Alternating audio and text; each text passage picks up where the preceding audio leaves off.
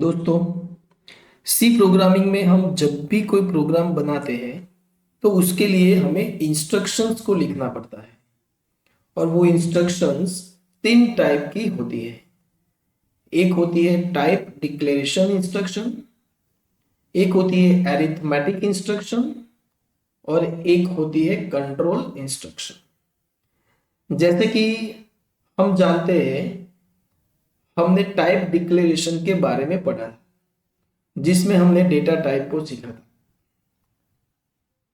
Data type की बात की थी जिसमें हमने integer, float, character, double, long double जैसी डेटा टाइप के बारे में सीखा था। तो वो इंस्ट्रक्शंस को हम कैसे लिखते हैं उसकी हमने बात की थी। उसके बाद हमने अरिथमेटिक इंस्ट्रक्शंस के बारे में भी पढ़ा था। जब हमने ऑपरेटर्स सीखे थे, ऑपरेटर्स में हमने बहुत सारे ऑपरेटर पढ़े थे। उसमें हमने अरिथमेटिक ऑपरेटर की बात की थी जिसमें हमने plus, minus, multiplication, division and modulo के बारे में सीखा था कि कोई भी ऑपरेटर कैसे लिखा जाता है, वो ऑपरेटर कैसे ऑपरेशन परफॉर्म करता है। जब भी हम अरिथमेटिक ऑपरेटर को लिखते हैं तो उसे हम अरिथमेटिक एक्सप्रेशन कहते हैं। ये सारी चीजों की हमने वहां पे बात की थी। उसके बाद आता है कंट्रोल इंस्ट्रक्शन। ये सारे के सारे जो इंस्ट्रक्शंस है वो प्रोग्राम में हम कहीं ना कहीं लिखते हैं। तो उसमें हमने इन दोनों के बारे में हमने सीखा। उसके बाद कंट्रोल इंस्ट्रक्शंस में भी तीन टाइप आते हैं दोस्तों। उसके बाद कंट्रोल इंस्ट्रक्शन में भी हम तीन टाइप से इंस्ट्रक्शन को लिख सकते हैं। एक होती है सीक्वेंस कंट्रोल इंस्ट्रक्शन, एक होती है selections control instructions and loop control instruction.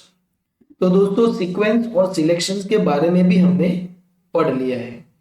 Sequence का मतलब होता है ऐसा कोई भी प्रोग्राम जिसमें प्रोग्राम का जो भी एग्जीक्यूशन होगा वो सीक्वेंशियली होगा।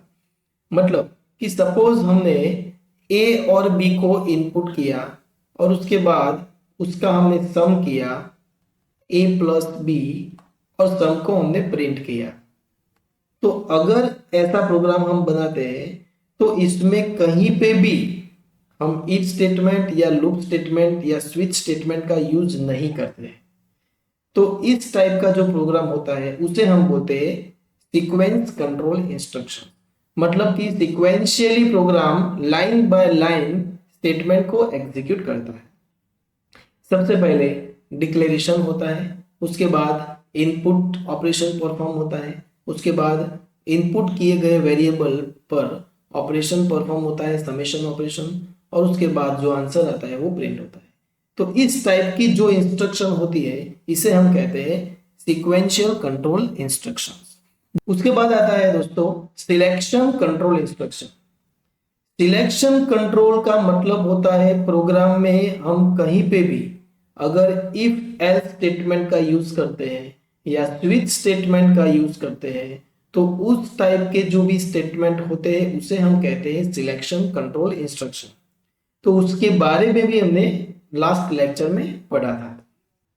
सिलेक्शन कंट्रोल इंस्ट्रक्शंस वो ऐसे इंस्ट्रक्शंस होते हैं जिसमें से बहुत सारे ब्लॉक दिए गए होते हैं, उसमें से हमें कोई भी एक ब्लॉक को सिलेक्ट करके उसको एग्जीक्यूट करना होता है।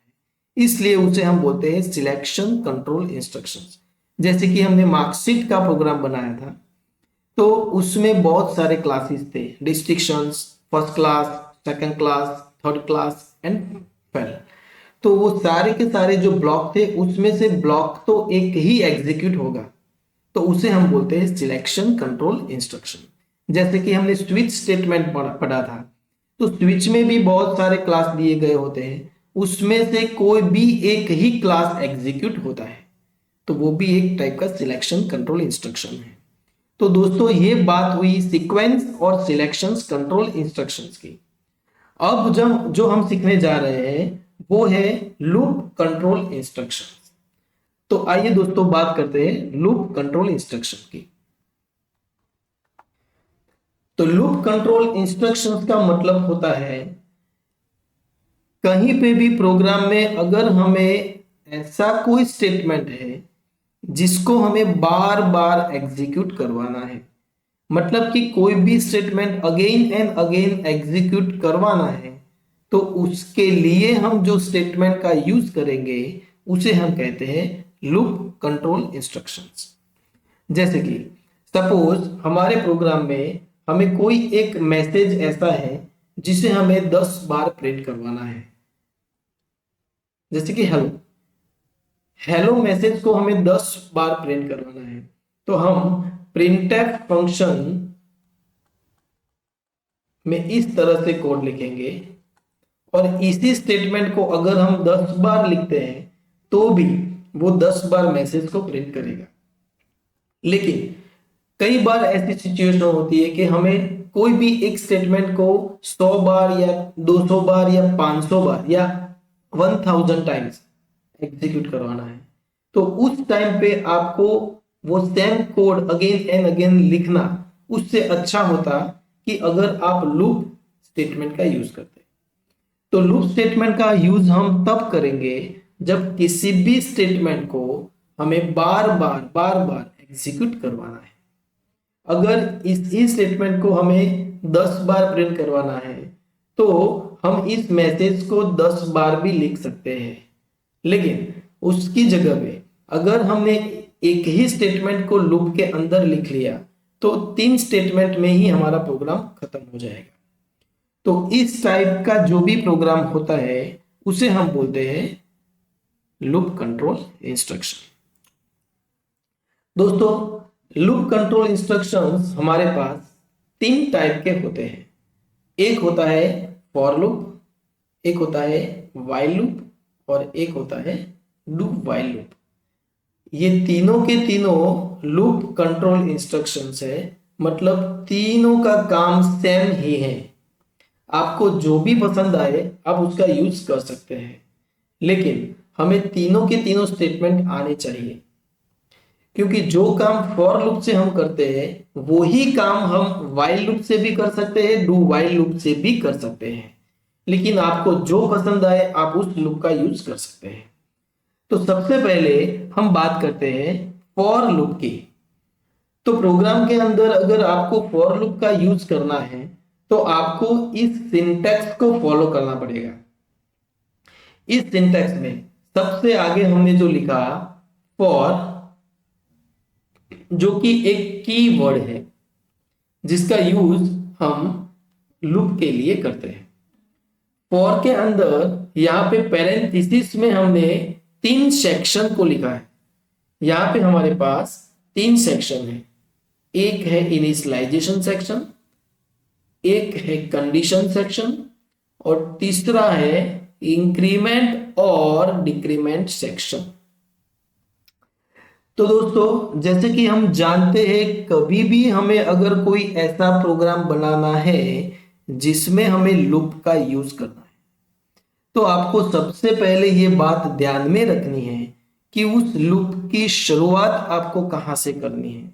जैसे कि सपोज आपको ऐसा कहा जाए कि आपको इस मैसेज को 5 बार प्रिंट करना है, मतलब कि 1 बार, 2 बार, 3 बार, 4 बार और 5 बार।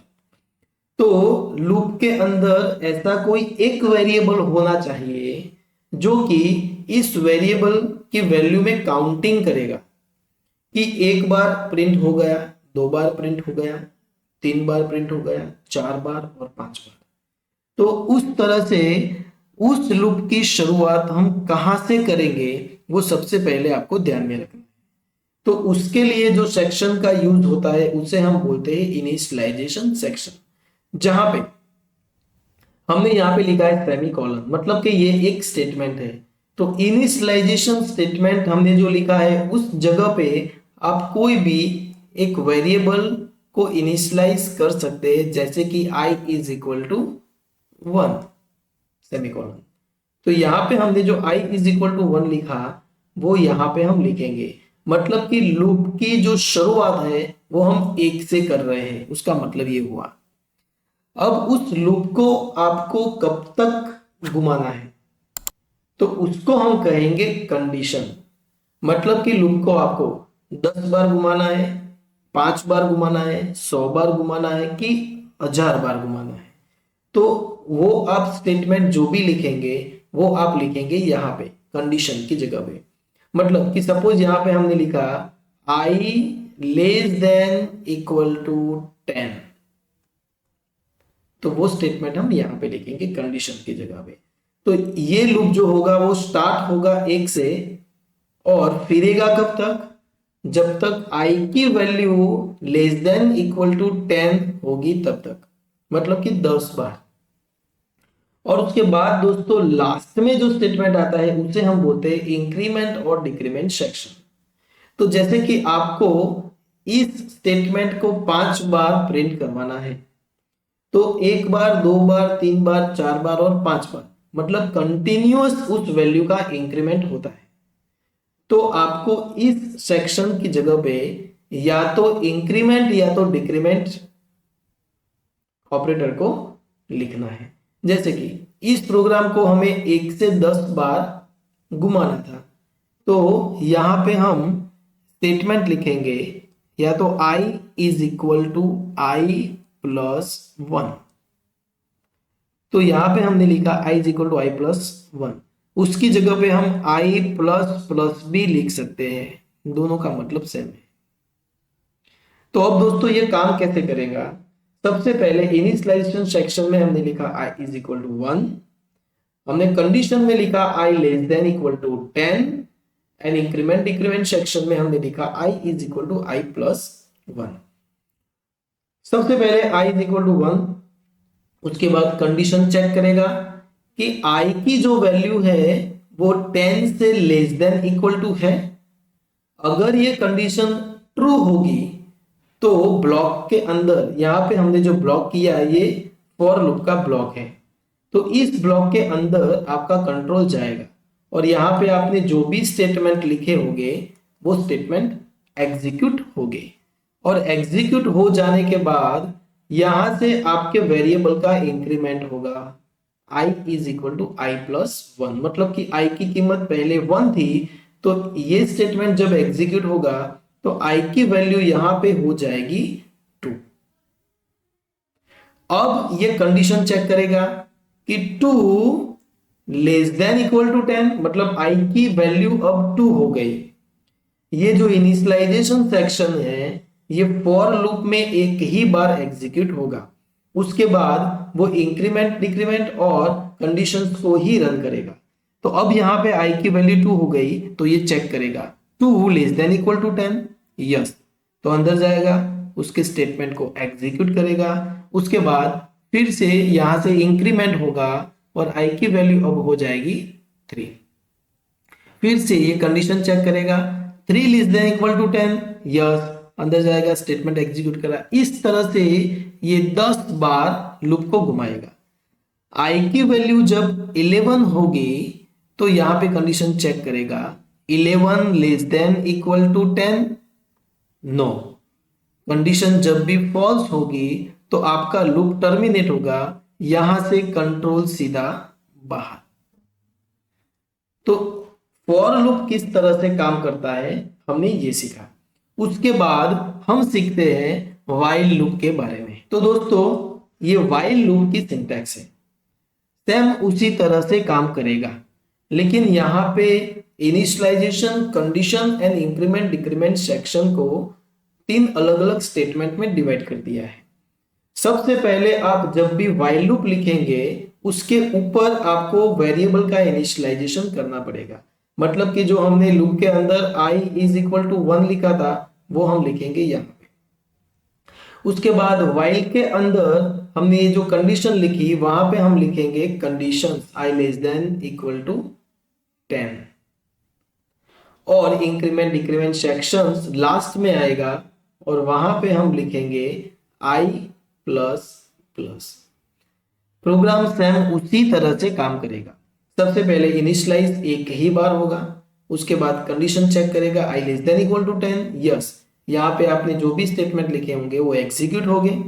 उसके बाद उसका इंक्रीमेंट डिक्रीमेंट होगा I is equal to I plus 1, I की कीमत यहाँ पे 2 होगी, फिर से लूप को घुमाएगा 2 less than equal to 10, yes, अंदर जाएगा, एग्जीक्यूट करेगा, इंक्रीमेंट 3 होगी, 3 फिर से कंडीशन में आएगा, 3 less than equal to 10, condition true है, अंदर जाएगा, फिर यहाँ पे फॉर होगा, फिर से कंडीशन चेक करेगा, फॉर लेस देन। इस तरह से जब तक इसकी वैल्यू 11 नहीं होगी तब तक ये घूमता रहेगा।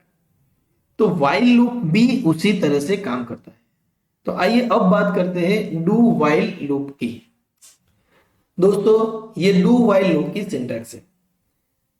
यहां पे सबसे पहले इनिशियलाइजेशन सेक्शन, उसके बाद two curly braces, starting ending, and यहां पे जो वाइल लूप हम लिखेंगे वो स्टेटमेंट के एंड में लिखेंगे और उसके बाद में सेमीकोलन कंपलसरी करना पड़ेगा। दोस्तों फॉर, वाइल और डू वाइल, इन तीनों लूप में डिफरेंस क्या है? तो फॉर और वाइल लूप जो है इसको हम बोलते हैं एंट्री कंट्रोल लूप, और जो हमारा डू वाइल लूप है उसे हम बोलते हैं एग्जिट कंट्रोल लूप। तो एंट्री कंट्रोल और एग्जिट कंट्रोल का मतलब क्या होता है कि आपका जो भी लूप का ब्लॉक है, ये कर्ली ब्रेसेस, ये ब्लॉक के अंदर जाने से पहले अगर कोई कंडीशन चेक होती है तो उसे हम बोलते हैं एंट्री कंट्रोल, और ब्लॉक में जाने के बाद जो कंडीशन चेक होती है उसे हम बोलते हैं एग्जिट कंट्रोल। मतलब कि एंट्री कंट्रोल टाइप के जो लूप होते हैं उसमें आपका ब्लॉक एग्जीक्यूट तब भी होता है जब कंडीशन ट्रू होती है, अदरवाइज ब्लॉक एग्जीक्यूट नहीं होता है। और एग्जिट कंट्रोल टाइप का जो स्टेटमेंट होता है उसमें कंडीशन ट्रू हो या फॉल्स हो, आपका ब्लॉक एक बार तो एग्जीक्यूट होता ही है। तो एंट्री कंट्रोल और एग्जिट कंट्रोल लूप का ये डिफरेंस है जो आपको ध्यान में रखना है। दोस्तों आपको फॉर लूप, वाइल लूप और डू वाइल लूप के बारे में पता चल गया होगा कि ये काम कैसे करते हैं। तो दोस्तों आइए अब हम इसकी प्रैक्टिकली बात करते हैं कि ये प्रैक्टिकली कैसे परफॉर्म होंगे। तो दोस्तों यहाँ पे सबसे पहले हम एक वेरिएबल को डिक्लेयर करते हैं आई। उसके बाद हमें एक ऐसा प्रोग्राम बनाना है कि हेलो मैसेज को हमें 5 बार प्रिंट करना है। तो हम इस तरह से भी लिख सकते हैं /n हेलो, और यहां पे हम इस स्टेटमेंट को कॉपी करते हैं और 5 बार लिखते हैं। तो इस प्रोग्राम को अगर हम रन करेंगे जीसीसी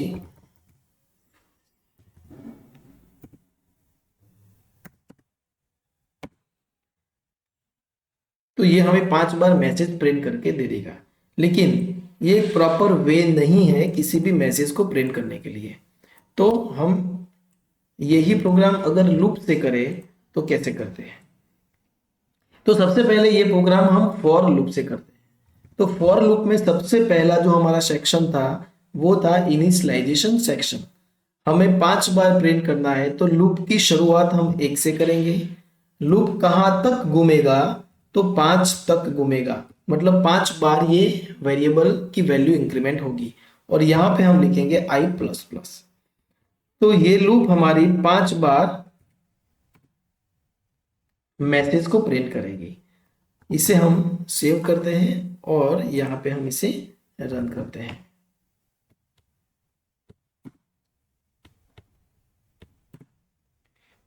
तो दोस्तों आप देख सकते हैं हेलो मैसेज 5 बार प्रिंट हो गया। अब ये काम कैसे करेगा? तो सबसे पहले i = 1 इनिशियलाइज हुआ। उसके बाद उसने चेक किया कि 1 की वैल्यू 1 है, तो 1 < 5 यस। अगर ये कंडीशन ट्रू हुई तो उसके अंदर जाएगा, ये मैसेज को प्रिंट कर देगा आउटपुट स्क्रीन पर। उसके बाद उसका इंक्रीमेंट करेगा, तो i की वैल्यू हो जाएगी 2। i = i+1 मतलब 2, और 2 फिर से चेक होगा, 2 < 5 यस, इसको प्रिंट करेगा। उसके बाद उसकी वैल्यू 3 होगी, 3 को चेक करेगा, 3 < 5 यस, तो उसको प्रिंट करेगा। उसके बाद फिर से इंक्रीमेंट होगा, उसकी वैल्यू होगी four less than equal to 5, yes उसको प्रिंट करेगा। उसके बाद उसकी वैल्यू होगी 5 less than equal to 5, yes उस स्टेटमेंट को प्रिंट करेगा। और अगेन उसकी वैल्यू इंक्रीमेंट होगी, उसकी वैल्यू होगी 6 less than equal to 5, no, यहां से लूप तुम्हारा होगा टर्मिनेट। तो इस तरह से फॉर लूप काम करता है। तो इसी तरह से अगर आप व्हाइल लूप में प्रोग्राम बनाना चाहते हैं तो सेम प्रोग्राम आप इस तरह से लिख सकते हैं,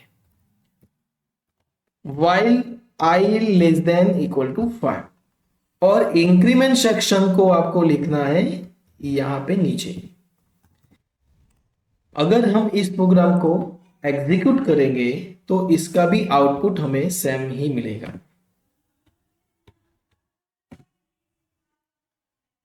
आप देख सकते हैं। और अगर इसी प्रोग्राम को हमें डू वाइल से बनाना है तो सेम इस स्टेटमेंट को आप यहां से कट करो, यहां पे डू स्टेटमेंट लिखो, और आपकी जो वाइल लूप आएगी वो लास्ट में आएगी और सेमीकोलन। इसे हम एग्जीक्यूट करते हैं तो यहां पे भी उसका आउटपुट सेम ही आएगा। तो दोस्तों इस तरह से हम फॉर लूप, वाइल लूप और डू वाइल लूप को यूज कर सकते हैं। लेकिन डू वाइल में डिफरेंस क्या है, यहाँ पे अगर कंडीशन फॉल्स भी हुई तो ये एक बार तो स्टेटमेंट को एग्जीक्यूट करेगा। फॉर एग्जाम्पल सपोज यहाँ पे हमने लिखा i इज इक्वल टू 1, और अगर हमने यहाँ पे कंडीशन लिखी i लेस देन 1, मतलब कि कंडीशन i की वैल्यू 1 से कम होगी तब भी ये स्टेटमेंट एक बार तो एग्जीक्यूट होगा ही।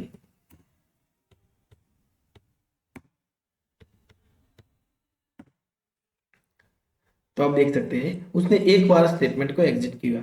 लेकिन अगर यही स्टेटमेंट हमने वाइल या फॉर लूप में लिखा होता तो ये एग्जीक्यूट नहीं होता। सपोज हमने यहां पे लिखा होता i लेस देन 1,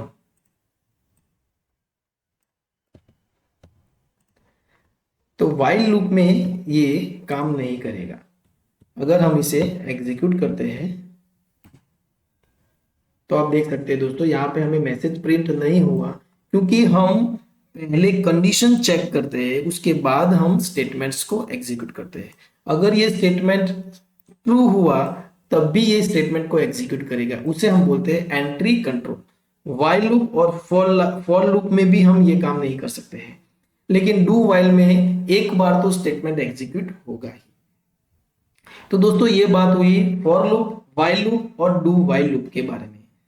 अगर हम इसमें और भी कुछ प्रोग्राम बनाना चाहें, जैसे कि हमें सपोज प्रिंट करना है 1 to 10 नंबर, तो हम वाइल लूप से कैसे करेंगे, फॉर लूप से कैसे करेंगे और डू वाइल से कैसे करेंगे। तो हमने सबसे पहले i को इनिशियलाइज करना है 1 से, क्योंकि हमें 1 से 10 तक वैल्यू को प्रिंट करना है। तो सबसे पहले हमने i की वैल्यू को इनिशियलाइज किया। हमें कब तक हमें इसे प्रिंट करना है, तो 10 तक प्रिंट करना है। तो यहाँ पे हमने लिखा i less than equal to 10, और यहाँ पे हम अंदर i की वैल्यू को प्रिंट करेंगे %d और i। तो दोस्तों यहाँ पे हम अगर इस प्रोग्राम को एग्जीक्यूट करेंगे तो इसमें हमें 1 से 10 तक वैल्यू प्रिंट होके आ जाएगी। तो आप देख सकते हैं 1 से 10 तक हमें आउटपुट मिल गया।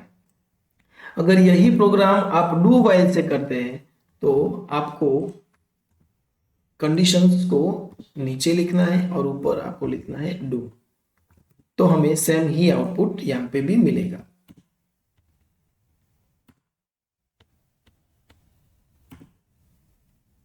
और यही प्रोग्राम अगर आप फॉर लूप से करते हैं तब भी आपको सेम आउटपुट ही मिलेगा। For i is equal to 1, i less than equal to 10 and i plus plus, और यहाँ पे हम सिर्फ डिक्लेरेशन करेंगे और ये इंक्रीमेंट स्टेटमेंट यहाँ पे नहीं आएगा।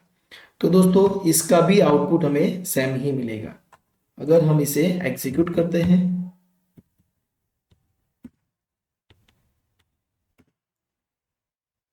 तो इस तरीके से हम प्रोग्राम को बना सकते हैं।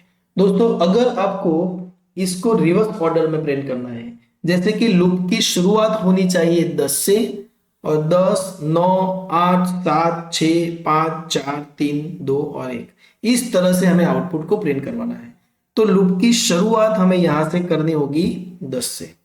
अब जाना कहां तक है, तो हमें 1 तक जाना है। तो i greater than equal to 1, और यहाँ पे हमें माइनस माइनस लिखना पड़ेगा, क्योंकि हमें डिक्रीमेंट करना है। सबसे पहले 10, फिर 9, फिर 8, फिर 7, तो यहाँ पे हमें i को माइनस माइनस करना पड़ेगा। अगर हम इसे सेव करके एग्जीक्यूट करते हैं तो हमें आउटपुट इस तरह से मिलेगा। तो आप देख सकते हैं, सबसे पहले 10, 9, 8, 7, 6, 5। अगर हमें जो भी आउटपुट चाहिए वो नंबर ऑफ स्क्वायर चाहिए, मतलब कि 1 से 10 की जो वैल्यू प्रिंट होगी वो स्क्वायर में प्रिंट होगी। सबसे पहले 1 प्रिंट होगा, उसके बाद 4 प्रिंट हो गए, उसके बाद 9 प्रिंट हो गए, मतलब 1 का स्क्वायर, 2 का स्क्वायर, 3 का स्क्वायर, 4 का स्क्वायर, 5 का स्क्वायर। हमें स्क्वायर में वैल्यू चाहिए, तो वो हम कैसे कर सकते हैं? तो हमें 1, 2, 3, 4 कंटिन्यूअस वैल्यू का स्क्वायर चाहिए। तो हमें 1 से शुरुआत करनी होगी, और यहाँ पे हमें कंडीशन लिखनी पड़ेगी कहाँ तक, तो 5 तक। और यहाँ पे हमें इंक्रीमेंट ऑपरेटर लिखना पड़ेगा, तो 1 से 5 तक की लूप यहाँ पे हमने लिख दी। अब हमें प्रिंट क्या करना है? स्क्वायर प्रिंट करना है। तो जैसे हम i को प्रिंट करते थे तो कंटिन्यूअस वैल्यू प्रिंट होती थी 1, 2, 3, 4। अब उसका स्क्वायर प्रिंट करना है, तो यहाँ पे हमें सिर्फ लिखना है i इंटू आई। तो अगर हम printf में i इंटू आई लिखेंगे तो सबसे पहले लूप में जब भी यहाँ पे आएगा, सबसे पहले i की वैल्यू 1 होगी, कंडीशन ट्रू होगी, अंदर आएगा तो ये प्रिंट क्या करेगा? 1 इंटू 1 मतलब 1। जब भी उसका इंक्रीमेंट होगा तो i की वैल्यू 2 होगी। 2 less than equal to 5, yes, अंदर आएगा, अंदर आके 2 इंटू 2 मतलब 4 प्रिंट करेगा। आइए दोस्तों हम इसे एग्जीक्यूट करते हैं।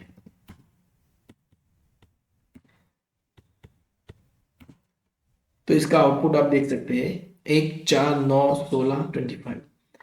दोस्तों यहाँ पे हमने फिक्स नंबर लिया है 5, मतलब ये 5 बार ही घूमेगा। लेकिन हम यहाँ पे एक नंबर इनपुट भी करवा सकते हैं कि आप जो इनपुट देंगे वहां तक वो लूप घुमाएगा। मतलब यहाँ पे हम एक नंबर को इनपुट करते हैं, enter the number, scanf %d and person number. अब हम जो भी नंबर इनपुट करेंगे हमारी लूप वहां तक घूमनी चाहिए। हमने अगर 5 इनपुट किया तो 1 से 5 का स्क्वायर, 10 इनपुट किया तो 1 से 10 का स्क्वायर, 100 इनपुट किया तो 1 से 100 का स्क्वायर। तो इस तरीके से हम इस प्रोग्राम को बना सकते हैं। तो आइए हम इसे एग्जीक्यूट करते हैं। सबसे पहले हम एक नंबर इनपुट करेंगे, फॉर एग्जांपल 10। तो ये प्रिंट क्या करेगा दोस्तों? 1 से 10 का स्क्वायर, मतलब सबसे पहले 1 का स्क्वायर 1, 2 का स्क्वायर 4, 3 का स्क्वायर 9, 4 का स्क्वायर 16। तो इस तरीके से ये काम करेगा। सपोज हमें कोई ऐसा प्रोग्राम बनाना है कि जिसमें हमें 1 से लेकर नंबर तक की जो भी वैल्यू होगी उसमें से सिर्फ ओड नंबर ही प्रिंट होने चाहिए। मतलब हमने जो नंबर इनपुट किया, हमने एक नंबर इनपुट किया फॉर एग्जांपल 10, तो 1 से 10 के बीच में जो भी ओड नंबर्स होंगे वो ही प्रिंट होने चाहिए। तो हम यहाँ पे कैसे प्रिंट करेंगे? तो यहाँ पे हमें एक कंडीशन को लिखना पड़ेगा। ओड और इवन का मतलब क्या होता है? जो भी नंबर 2 से डिवाइजेबल होता है उसे हम इवन नंबर कहते हैं, और जो 2 से डिवाइड नहीं हो सकता उसे हम ओड नंबर कहते हैं। तो हमें यहाँ पे लूप के अंदर i को 2 से डिवाइड करना होगा। अगर ये नॉट इक्वल टू 0 हुआ तो हम i को प्रिंट करेंगे, मतलब उसकी वैल्यू अगर ओड हुई तो यहाँ पे प्रिंट होगा। तो आइए दोस्तों इसे आउटपुट में देखते हैं कि उसका आउटपुट क्या आता है। सबसे पहले उसे कंपाइल करते हैं, उसके बाद उसे रन करते हैं। हमने एक नंबर को इनपुट किया 10, तो 1 से लेकर 10 के बीच में जितने भी ओड नंबर है 1, 3, 5, 7, 9 वो हमें प्रिंट करके आ गए। अगर हमें 1 से लेकर 10 के बीच में आते इवन नंबर को प्रिंट करना है तो यहाँ पे हमें कंडीशन लिखनी पड़ेगी इक्वल इक्वल 0, तब भी वो i को प्रिंट करेगा। मतलब कि सबसे पहले i is equal to 1, i less than equal to 10, yes अंदर आएगा। अब 1 को 2 से डिवाइड करेगा, इसका रिमाइंडर अगर 0 आया मतलब वो 2 से डिवाइजेबल है, तो वो इवन नंबर है तो उसको प्रिंट करेगा। लेकिन 1 नहीं है तो उसको प्रिंट नहीं करेगा। उसके बाद i की वैल्यू हो जाएगी 2, 2 less than equal to number, yes 2 divisible by 2, yes, तो यहाँ पे 2 को प्रिंट करेगा। तो ये लूप इस तरीके से काम करेगा। आइए इसका आउटपुट देखते हैं। सबसे पहले हम एक नंबर इनपुट करते हैं 10, तो आप देख सकते हैं ये सारे के सारे हमारे इवन नंबर है। तो दोस्तों इस तरीके से हम लूप का यूज करके कैसे आउटपुट को प्रिंट करते हैं हमने ये देखा। अब यहाँ पे दोस्तों हम जो भी नंबर इनपुट करते हैं, सपोज हमने 10 इनपुट किया तो हमें 1 से लेकर 10 का समेशन करना है, तो वो हम कैसे करेंगे। तो दोस्तों आइए सबसे पहले समझते हैं कि उसका समेशन हम कैसे करेंगे। तो अगर हमें 1 से लेकर 10 का सम करना है तो सबसे पहले हमें यहाँ पे एक लूप लेना पड़ेगा।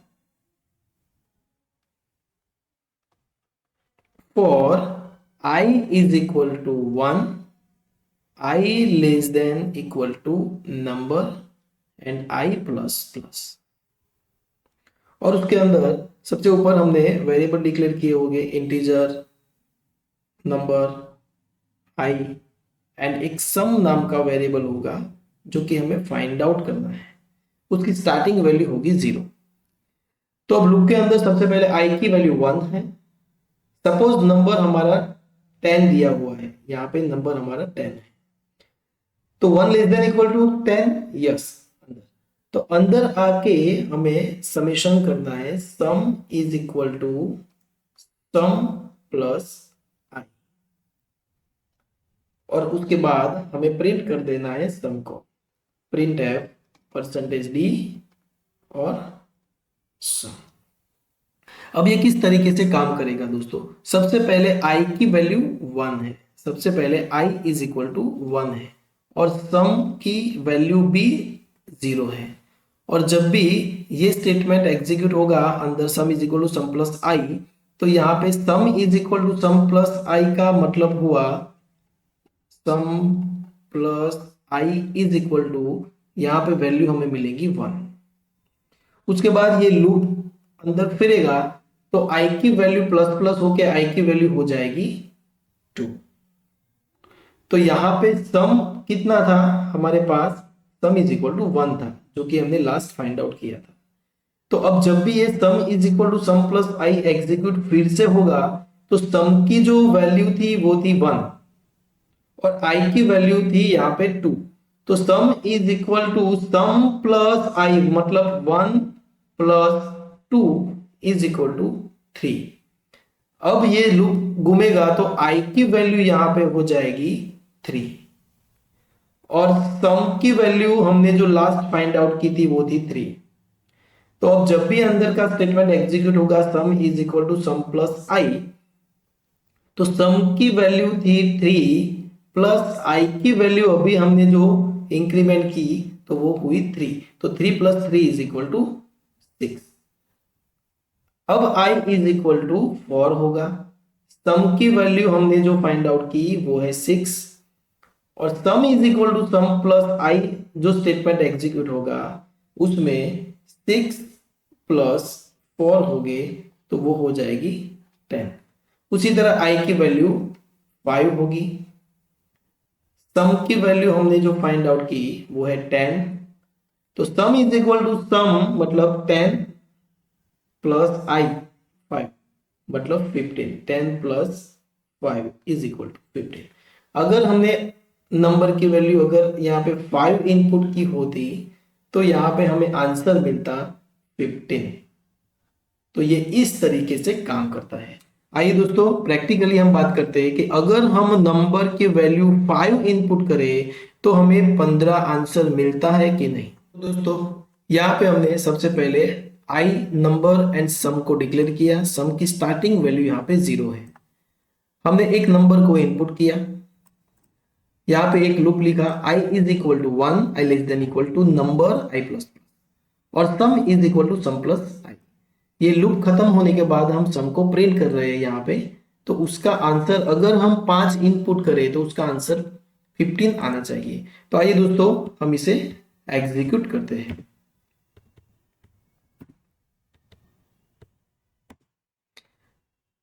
अगर हम इनपुट 5 देते हैं तो आप देख सकते हैं यहाँ पे उसका सम हम यहाँ पे मिल गया 15।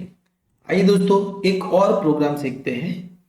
सपोज हमें एक ऐसा प्रोग्राम बनाना है कि हम अगर 5 बार कोई वैल्यू इनपुट करें तो उसका सम होना चाहिए। मतलब कि हमने पहले इनपुट किया 10, उसके बाद 20, 30, 40 और 50। हमने 5 वैल्यू को इनपुट किया और उसका सम होना चाहिए। तो इस टाइप का प्रोग्राम हम कैसे बनाएंगे दोस्तों? तो यहाँ पे हमें इनपुट जो फंक्शन है स्कैनफ, उसको हमें लूप में लिखना पड़ेगा।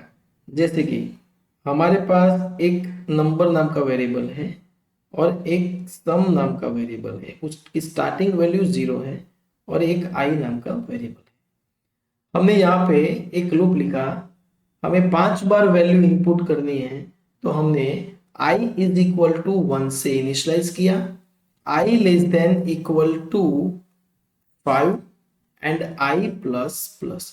ये लूप 5 बार फिरेगा। उसके अंदर हम स्कैनफ से वैल्यू को इनपुट करते हैं, परसेंटेज d एम्परसन नंबर। तो ये स्कैनफ फंक्शन 5 बार एग्जीक्यूट होगा। जो भी हम इनपुट करेंगे उसका हमें सम करना है। Sum is equal to sum plus number, और उसको टर्मिनेट करते हैं और लास्ट में हम सम को प्रिंट करते हैं, प्रिंट एफ परसेंटेज डी और सम। तो ये किस तरीके से काम करेगा?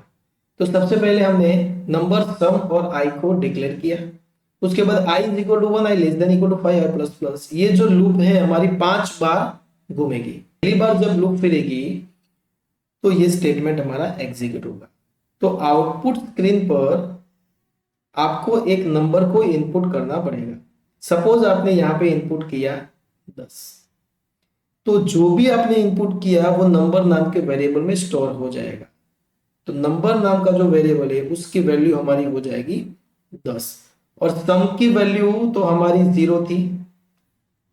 तो इनपुट हो जाने के बाद जब ये स्टेटमेंट एग्जीक्यूट होगा, sum is equal to sum plus number, मतलब कि सम इज इक्वल टू कितना था 0 और नंबर इज इक्वल टू 10।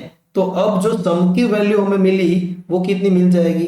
यहाँ पे हम फिर से लिखते हैं, हमारा नंबर था, हमें नंबर इनपुट किया 10, सम की वैल्यू हमारी थी 0, और sum is equal to sum plus number किया तो 0 प्लस 10 इज इक्वल टू हमें सम की वैल्यू मिल गई 10। तो सम की वैल्यू हमारी 10 है। अब ये लूप दूसरी बार घूमेगा, तो फिर से स्कैनफ फंक्शन रन होगा, फिर से हमारे पास एक वैल्यू इनपुट लेगा। तो हमने यहाँ पे इनपुट किया 20, तो अब हमारा नंबर जो है वो हो गया 20, सम की वैल्यू हमारी थी 10। तो यहाँ पे हम अगर ये स्टेटमेंट एग्जीक्यूट होगा, sum is equal to sum plus number, तो सम की वैल्यू 10 थी प्लस 20, तो अब सम की वैल्यू हो जाएगी 30। फिर से लूप घूमेगा तीसरी बार, तो ये स्टेटमेंट फिर से एग्जीक्यूट होगा। हमने सपोज इनपुट किया 30, तो नंबर की वैल्यू हमारी हो गई 30, सम हमारा जो था वो था 30। तो अंदर जो स्टेटमेंट एग्जीक्यूट होगा वो होगा 30 प्लस 30 इज इक्वल टू 60, जो कि हमें सम की वैल्यू मिली। फिर से आई का इंक्रीमेंट होगा और ये फिर से एक लूप घूमेंगे चौथी बार, तो स्कैनफ फंक्शन जो रन होगा उसमें हम इनपुट करते हैं 40, तो नंबर की वैल्यू हमें जो मिली वो है 40। सम की जो वैल्यू थी हमारी वो थी 60। तो यहाँ पे जो statement sum is equal to sum plus number execute होगा वो होगा 60 प्लस 40 इज इक्वल टू 100, जो कि हमें सम की वैल्यू मिली।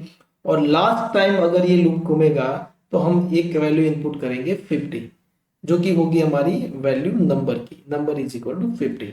और सम की वैल्यू हमारी जो लास्ट फाइंड आउट हमने की थी वो थी 100। तो यहाँ पे sum is equal to sum plus number is equal to sum plus 50, मतलब कि 150। तो हमारा जो फाइनली आंसर सम में हमें मिलेगा वो मिलेगा 150। तो आइए दोस्तों प्रैक्टिकली हम ये सीखते हैं कि ये कैसे एग्जीक्यूट होता है। तो आइए दोस्तों इस प्रोग्राम को समझते हैं। यहाँ पे हमने 3 वेरिएबल को डिक्लेयर किए हैं। यहाँ पे ये लूप 5 बार फिरेगा और 5 बार ये स्टेटमेंट एग्जीक्यूट होगा और फाइनली हम उसका समेशन प्रिंट कर रहे हैं। तो इसका आंसर क्या आएगा, हम इस प्रोग्राम को रन करके चेक करते हैं। सबसे पहले 10, 20, 30, 40 एंड 50। तो फाइनली हमें जो आंसर मिला वो है 150, जो कि हमने एक्सप्लेन किया था। तो दोस्तों इस तरीके से हम इस प्रोग्राम को बना सकते हैं। आइए दोस्तों समझते हैं एक और प्रोग्राम। सपोज हमें एक ऐसा प्रोग्राम बनाना है कि हम अगर एक नंबर को इनपुट करें, एंटर द नंबर, हमने यहाँ पे अगर 5 को इनपुट किया तो हमें आउटपुट आना चाहिए 5 का टेबल। मतलब कि यहाँ पे हमें आउटपुट ऐसा मिलना चाहिए 5 into 1 is equal to 5, 5 into 2 is equal to 10, 5 into 3 is equal to 15, up to 5 into 10 is equal to 50। तो हम जो भी नंबर इनपुट करें उसका टेबल हमें प्रिंट होना चाहिए। तो यहाँ पे दोस्तों आप देख सकते हैं कि हमें अगर लूप का यूज करना है कि नहीं करना है वो हमें कैसे पता चलेगा। तो यहाँ पे एक कंटिन्यूअस नंबर है 1 2 3 4 5 6 7 8 9 10। ये जो 5 है वो हमारा इनपुट दिया हुआ नंबर है। ये जो है 1 2 3 वो हमारा लूप का वेरिएबल होगा जो हमें 1 से 10 बार घुमाना है। और ये जो है वो हमारा आंसर है, मतलब कि नंबर और लूप का जो वेरिएबल होगा उन दोनों का मल्टीप्लिकेशन। तो ये किस तरीके से काम करेगा दोस्तों, इस प्रोग्राम को बनाने के लिए सबसे पहले हमें वेरिएबल डिक्लेयर करना पड़ेगा नंबर एंड आई को। हम नंबर को इनपुट करेंगे, प्रिंटफ एंटर नंबर, स्कैनफ से हम उसको इनपुट करेंगे %d एम्परसेंड नंबर। और यहाँ पे हम लूप को कितनी बार घुमाएंगे तो 10 बार। For i is equal to 1, i less than equal to 10 and i plus plus. और उसके अंदर हमें ये आउटपुट प्रिंट करना है। तो यहाँ पे हम प्रिंटफ में लिखेंगे, प्रिंटफ सबसे पहले है हमारा 5 जो कि हमारा नंबर है। तो यहाँ पे हम लिखेंगे %d, यहाँ पे मल्टीप्लिकेशन है तो हम यहाँ पे लिखेंगे मल्टीप्लिकेशन। यहाँ पे ये जो 1 2 3 है वो i की वैल्यू है तो हम यहाँ पे लिखेंगे %d अगेन। एंड उसके बाद इज इक्वल टू है तो हम यहाँ पे लिखेंगे इज इक्वल टू, उसके बाद वैल्यू है तो हम यहाँ पे लिखेंगे %d। अब ये जो पहला %d है वो हमारा नंबर है जो हमने इनपुट किया था। तो यहाँ पे हम वेरिएबल का नाम लिखेंगे नंबर। ये जो दूसरा %d है मल्टीप्लाई के बाद वो है हमारा i नाम का वेरिएबल जो कि हमारा लूप का वेरिएबल है। यहाँ पे हम लिखेंगे i और उसके बाद यहाँ पे हम प्रिंट करेंगे नंबर इनटू i। इसके आगे हम लगा देते हैं /n। ये स्टेटमेंट एग्जीक्यूट हो जाने के बाद यहाँ पे आपको ऐसा टेबल आउटपुट में आ जाएगा। तो ये काम कैसे करता है दोस्तों, आपको पता चल गया होगा। सबसे पहला i is equal to 1, i less than equal to 10, i plus plus. Condition अभी ट्रू है, अंदर जाएगा, यहाँ पे प्रिंट करेगा 5 1 एंड 5 इंटू 1। फिर से दूसरी बार जब i की वैल्यू 2 होगी तो यहाँ पे प्रिंट करेगा 5 2 5 इंटू 2। ऐसे ही 5 3 5 इंटू 3 5 4 5 इंटू 4। तो 5 का अब जो भी नंबर इनपुट करेंगे उसका आउटपुट आपको यहाँ पे मिल जाएगा। तो आइए दोस्तों प्रैक्टिकली हम समझते हैं। तो दोस्तों यहाँ पे आप देख सकते हैं हमने सबसे पहले नंबर और आई को डिक्लेयर किया, उसके बाद नंबर को प्रिंट किया जो कि हमारा इनपुट होगा। उसके बाद i is equal to 1, i less than equal to 10, ये 10 बार ये लूप आपका घूमेगा। और उसके अंदर हमने यहाँ पे प्रिंट किया है percentage d into percentage d into percentage d। सबसे पहला जो परसेंटेज d है वो नंबर के लिए, दूसरा i के लिए, और तीसरा जो परसेंटेज d है वो कैलकुलेशन के लिए। अब इस प्रोग्राम को हम एग्जीक्यूट करते हैं।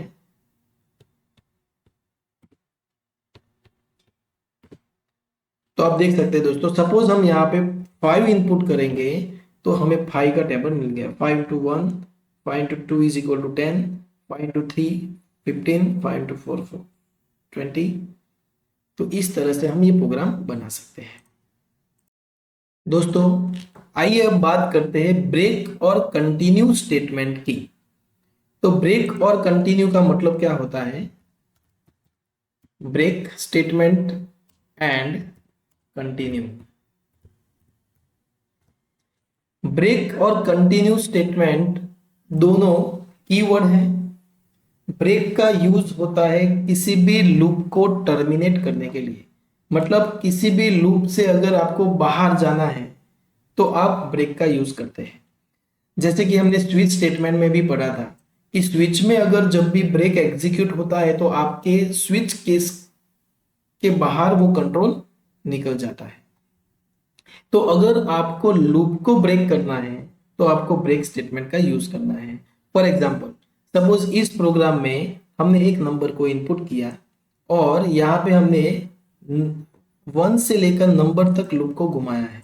अगर इसके अंदर हम किसी वैल्यू को प्रिंट करते हैं परसेंटेज d i की वैल्यू को हम प्रिंट करते हैं तो हमें 1 से 10 तक की वैल्यू यहाँ पे मिल जाएगी और यहाँ पे हम लिखते हैं स्लैश। तो दोस्तों अगर हम इसे एग्जीक्यूट करते हैं तो हमें 1 से 10 तक की वैल्यू मिल जाएगी। लेकिन हमने यहाँ पे तो 1 से 10 तक की वैल्यू में मिल गई। लेकिन अगर हम यहाँ पे ब्रेक स्टेटमेंट का यूज करते हैं, if i modulo 3 equal 0 then break. तो ब्रेक का मतलब क्या हुआ? सबसे पहले i की कीमत 1 less than equal to 10। Suppose हमने number is equal to 10 input किया है तो less than equal to 10 yes, तो अंदर आएगा और अंदर आके चेक करेगा 1 मॉड्यूलो 3 इक्वल 0 नो, तो i को प्रिंट करेगा। उसके बाद i की कीमत होगी 2 less than equal to 10 yes, 2 divide by 3 equal 0 no, 2 को भी प्रिंट करेगा। अब i की कीमत होगी 3 less than equal to 10 yes, अंदर आएगा 3 मॉड्यूलो 3 इक्वल 0 यस, तो यहाँ पे ब्रेक स्टेटमेंट एग्जीक्यूट होगा। और ब्रेक स्टेटमेंट के एग्जीक्यूट होने के बाद यहां से आपकी लूप को टर्मिनेट कर देगा, मतलब यहां से कंट्रोल सीधा बाहर निकल जाएगा। तो हमें यहाँ पे आउटपुट जो मिलेगा वो 1 और 2 ही मिलेगा। आइए हम आउटपुट यहाँ पे चेक करते हैं। यहाँ पे इनपुट किया 10, तो यहाँ पे आप देख सकते हैं 1 और 2 हमें आंसर मिला। तो इस तरह से हम ब्रेक स्टेटमेंट का यूज कर सकते हैं। दोस्तों अगर आपको कंटिन्यू स्टेटमेंट का यूज करता है तो कंटिन्यू स्टेटमेंट का यूज होता है keeping the part of the loop. अगर आपको लूप का कोई पार्ट स्किप करना है, मतलब उसको आपको इग्नोर करना है, तो आप इसका यूज कर सकते हैं। फॉर एग्जाम्पल सपोज यहाँ पे हमने लिखा if i modulo 3 equal 0 then break की जगह पे हम यहाँ पे लिखते हैं कंटिन्यू। मतलब कि ये कंटिन्यू स्टेटमेंट आपकी लूप को टर्मिनेट नहीं करेगा, आपकी लूप को कंटिन्यू रखेगा, लेकिन उस वैल्यू को स्किप करेगा जो कि हमने यहाँ पे लिखा है। यहाँ पे कंडीशन क्या लिखी, if I modulo 3 equal equal 0, मतलब जब भी ऐसी कोई वैल्यू आएगी जो डिवाइजेबल बाय 3 होगी उसको स्किप करेगा, मतलब उसको वो प्रिंट नहीं करेगा। कैसे, आइए हम आउटपुट में देखते हैं।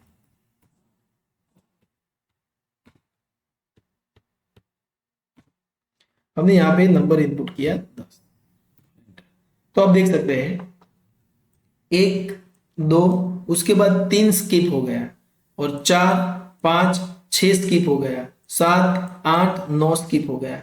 मतलब ऐसी जो भी वैल्यू जो 3 से डिवाइजेबल बाय थी वो वैल्यू को उसने स्किप कर दिया। तो इस तरीके से हम ब्रेक और कंटिन्यू स्टेटमेंट का यूज कर सकते हैं। दोस्तों एक और प्रोग्राम है जो है find out the factorial of given number.